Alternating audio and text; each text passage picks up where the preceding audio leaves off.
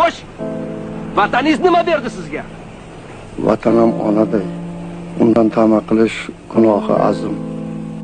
Vatan mana bu maviy osmon, mana bu yer, mana bu oqib turgan soy, mana bu keng dala.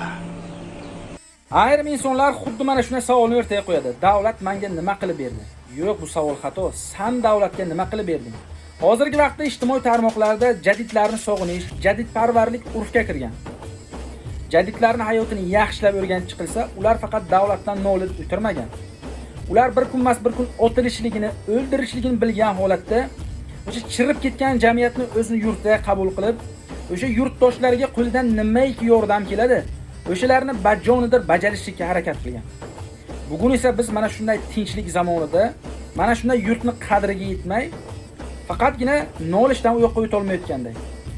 Menimcha, biz qarashlarimizni o'zgartirishimiz kerak. Salomat bo'linglar.